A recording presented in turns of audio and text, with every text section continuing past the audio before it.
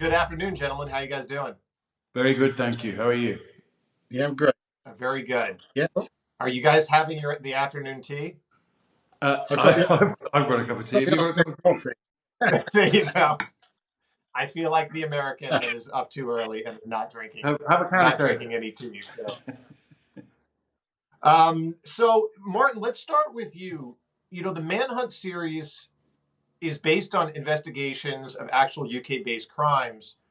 What was it about these cases, obviously the Belfield case and now Night Stalker, that compelled you to want to tell these stories? That's a good question.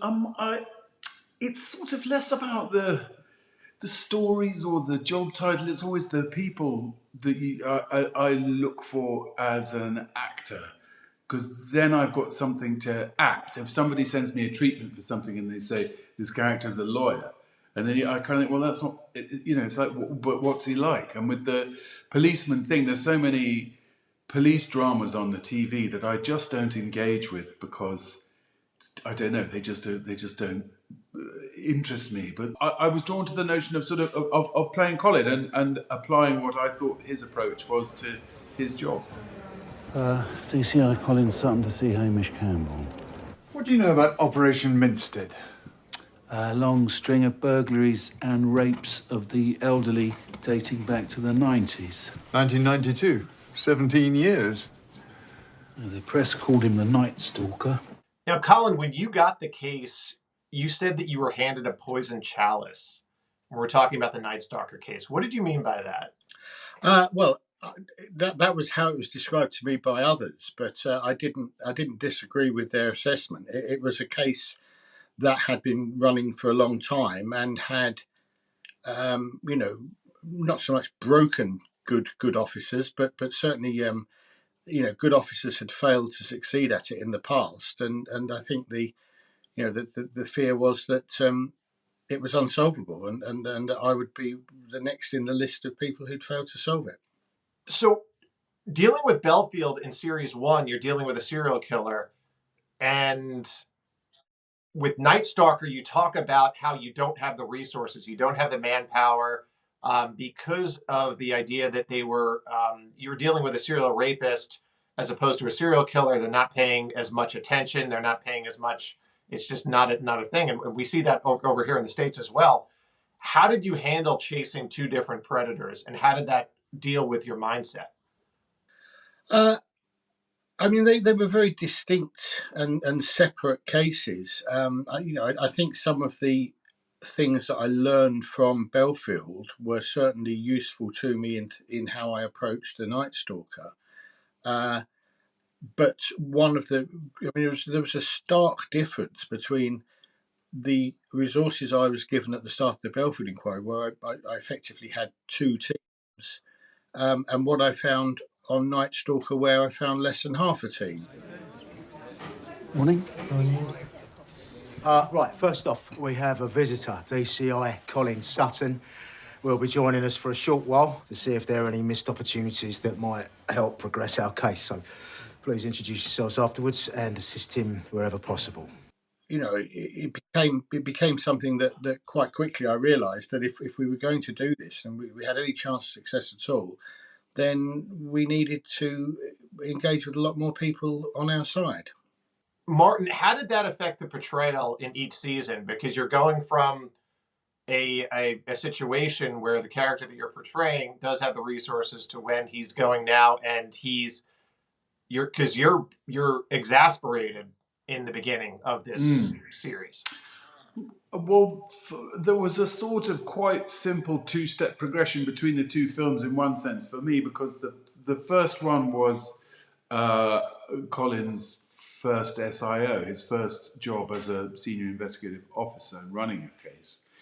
And then the second one was kind of his last, as his sort of exit case, which threw up things to portray in the film. But I can't say that I felt that there was a diminishment in the pressure, especially with the second one, regardless of the fact of however big the squad was, the man was reoffending on a monumental scale the whole time.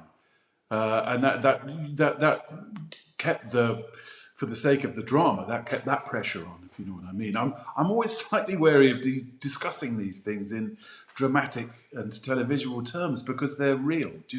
And I even find people talking about it as a second season slightly weird because you just think, well, it's just another case of Collins, but it almost feels they're so serious. You don't want to diminish them by likening them to a drama, if you know what I mean.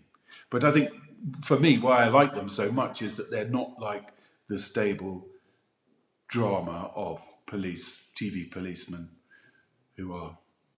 How does working on a true story differ from the approach to the other dramas that you've worked on?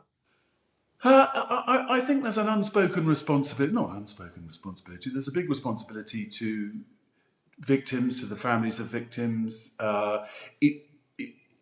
Actually, one person, a friend of mine, an actress, texted and said that she said to me, "You did those people proud in this show," and I thought that we should congratulate ourselves for that because quite often, people feel let down when they're portrayed on the television, and that what we celebrated was not the crimes; it was the resolution of the crimes and the ending of the sprees.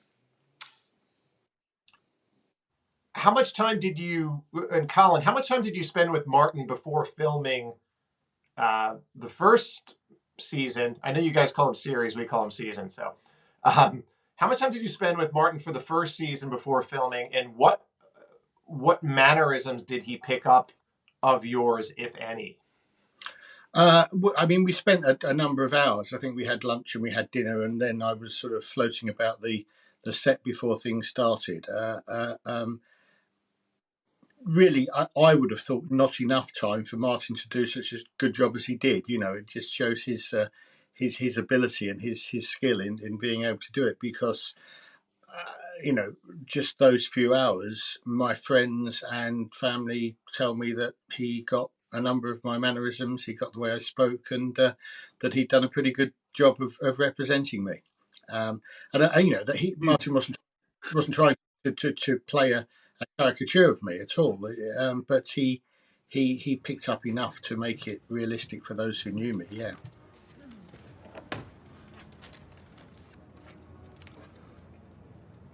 I'm the acting SIO on Operation Minstead, an investigation targeting an unidentified offender who has carried out multiple rapes, assaults and burglaries on elderly victims in southeast London dating back to 1992.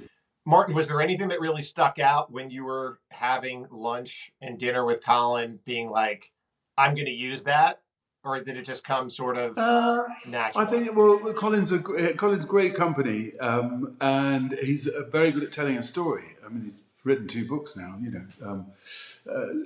very good at relating, how these events took place in a way that's sort of easy to understand. I think they're almost sort of unseen things. There's the fact, and Colin's heard me say this before, but like his dad was a copper, he's a copper, and his son's a copper. He's got copper written right through him like a stick of rock. That might need some explanation in the States. But he lives, breathes, and eats copper. He's not copper to show off, to take advantage of the position. He's a copper because he wants to do that job, and those are the people who do those jobs. And thank God we have people like Colin doing those jobs. Now, Colin, before this season, did you meet and then say like, all right, this is my last case? You had me as my first case in terms of investigator. You're coming in, you're going to go after a serial killer. Now are you a bit more weary? Are you a bit more? You've seen a lot more things, and were you able to convey that to Martin in terms of how he might portray you towards the end of your career? I didn't talk about it explicitly with Martin, no, but I guess I didn't have to. I guess the quality of the writing that Ed Whitmore put forward was just such that it came about naturally, and Martin picked it up from the script, I guess. Yeah. An awful lot, is in the script. Certainly with the second case, the way that the existing force who are investigating that case are resistant to Colin being thrust on them and not very welcoming at all, which gave us some good stuff to play within, with the other cast and the actors, and then gradually winning them over to the degree that Colin did. That was a nice texture to throw in there. Why don't you want to talk to me? I am talking to you. I get the feeling you're fobbing me off, that's all. Ah, that's your interpretation. Yeah, it is. My interpretation would be that I've been nothing but cooperative and you're being a little paranoid. I'm not here to do a box tick scene to be done review, Simon. I'm here to help. I'm here because Hamish thinks that fresh eyes might be useful at this point. Yeah, I appreciate that. Do you? I get the feeling you resent it.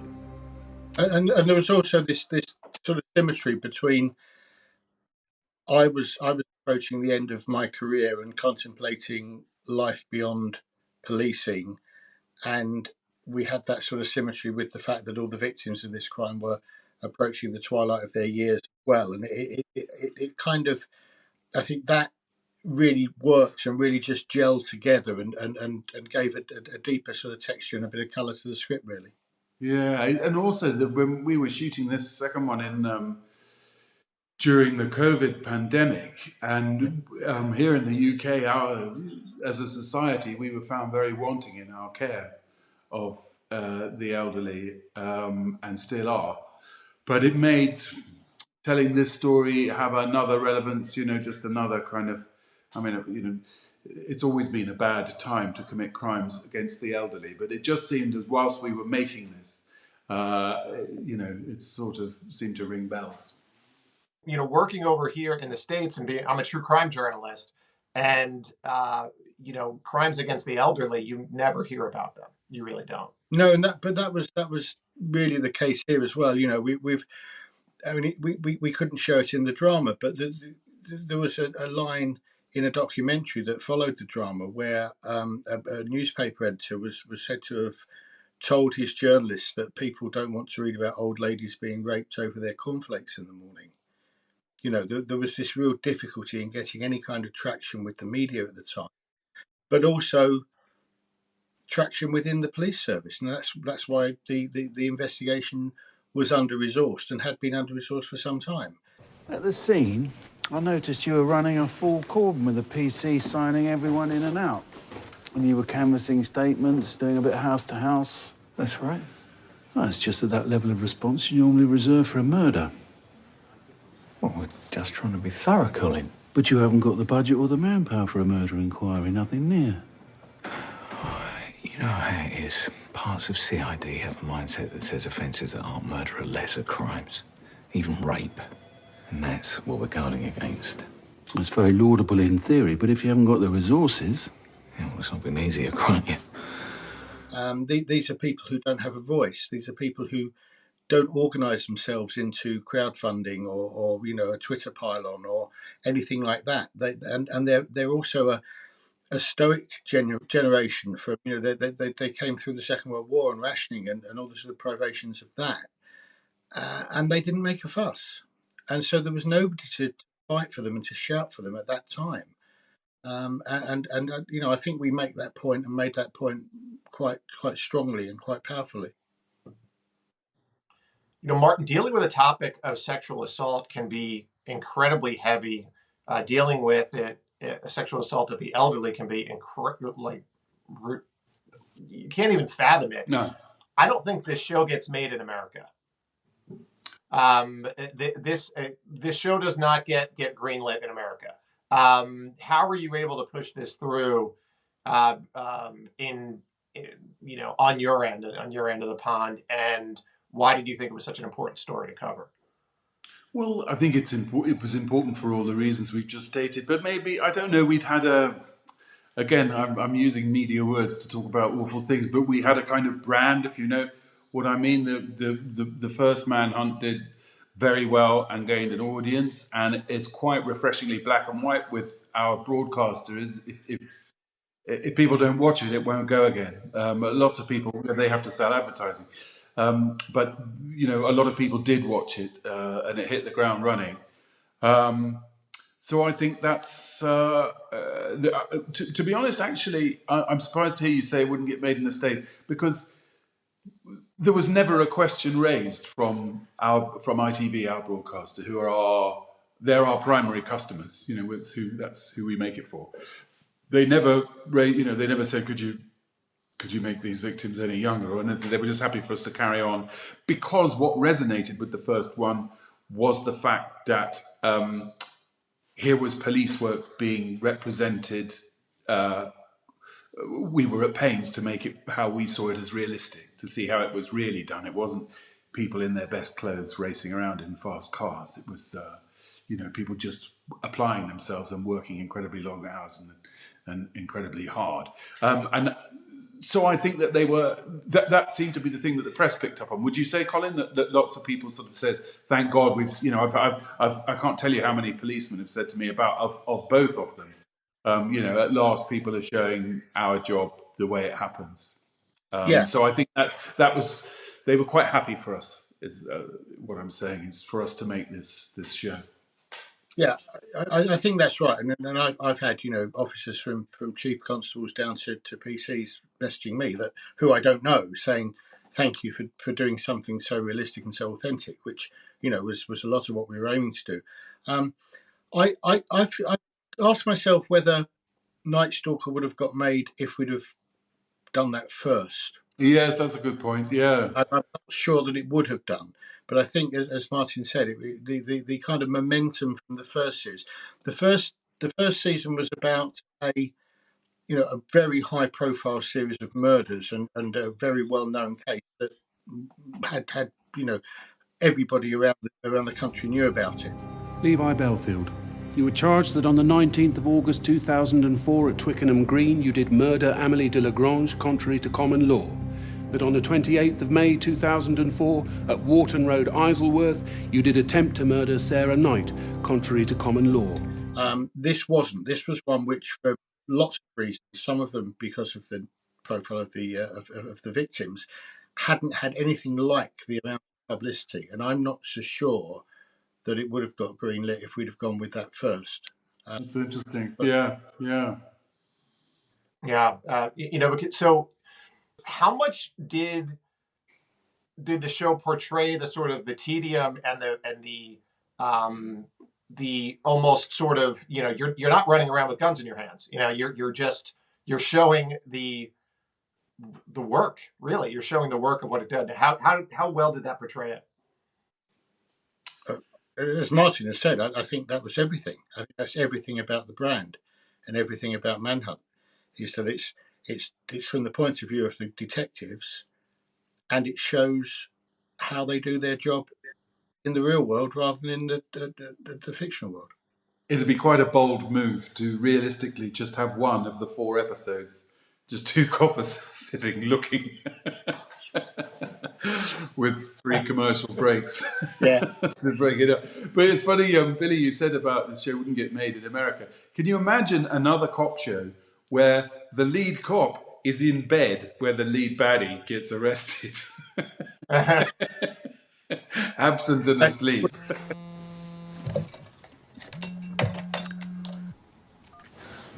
Colin Sutton. Colin, it's Nathan. Looks like we got him. Fuck. You're joking. With his own wife, yeah. No. With his own wife, yeah. Yeah, America wouldn't do that. Yeah, no. I don't think England would, actually, to be honest, in fairness, not even Inspector Morse. No. Colin, how, of all of the people that you have encountered and all the criminals that you've encountered, how vicious was this predator? Well, he was a real sort of paradox in some ways, because you know what he's done and what he's done to extremely vulnerable people in the twilight of their years, and what he's done is quite literally disgusting. It does disgust you, and it's just beyond imagination. And yet he had the ability with his friends, with his family, and indeed with us after he was arrested, he had this ability to be actually quite an engaging, ordinary sort of chap. So it's hard for me. I know that Delroy Grant has done these awful, wicked, terrible things, and lots of them, and lots of times, and what he's inflicted on people, can't be measured. But he still didn't pose the same sort of personification of evil that Levi Belfield did. Levi Belfield was just plain bad and horrible to everybody in the world all the time, whereas Grant was in some ways more sort of sinister because he had the ability to switch it on and off. Is there another? If you were to do a third season, what would the case? What case would you want to do? Ooh, This would go to. What's that? Well, it's a hot topic with us, isn't it, Colin? Yeah, we're trying to find a way. I mean, the reality of it is that most senior investigators don't get one case like that. I had two, but trying to find a third is a bit of an ask. But there is something that's been a hobby horse of mine for many years that Ed and I are still talking about as to how we might be able to achieve. It's basically not, Colin's going to go out and commit some crimes. Yeah, and I'll solve them. No, I'm hopeful. And it would take it in a very slightly different direction, but only very slightly, and it still would involve Martin playing Colin. So it's got most of the Manhunt ingredients, I think. Or I think we could do the Manhunt ingredients. Colin, what is next for you other than this? What is life like for you as a as someone who has solved two big cases and now consults on TV? He does what more else do filming than I do.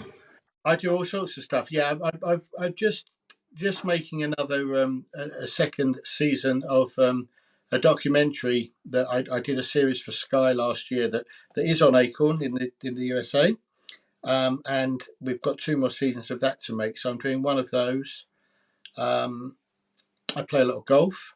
I walk my dogs.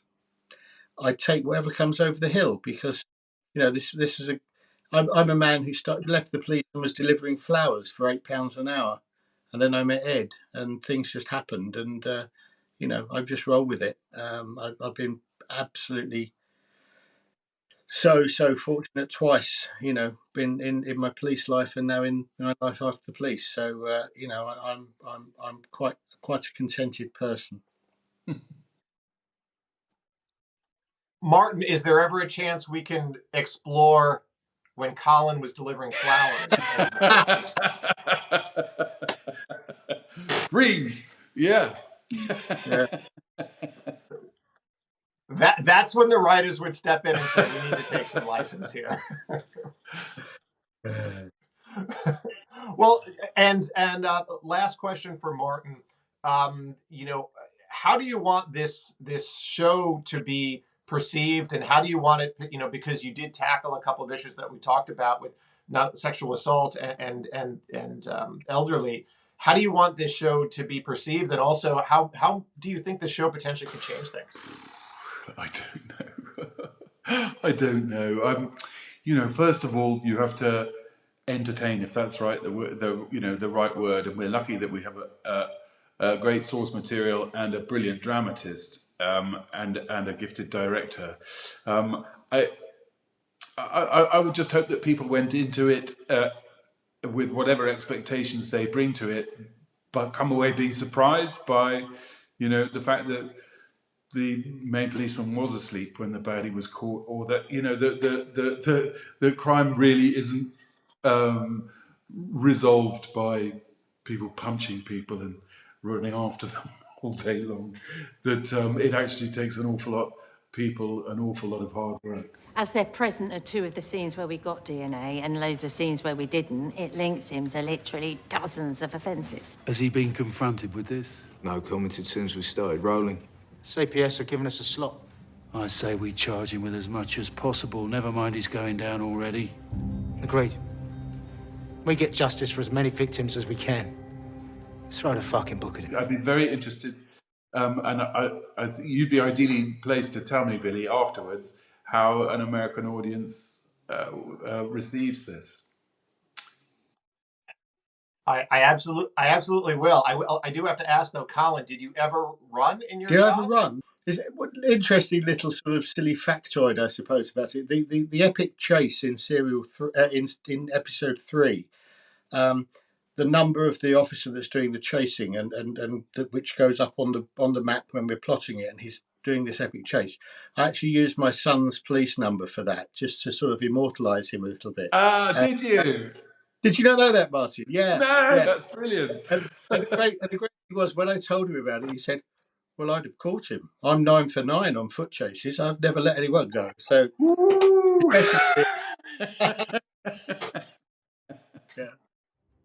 Yeah. I love that. All right. Well, gentlemen, thank you so much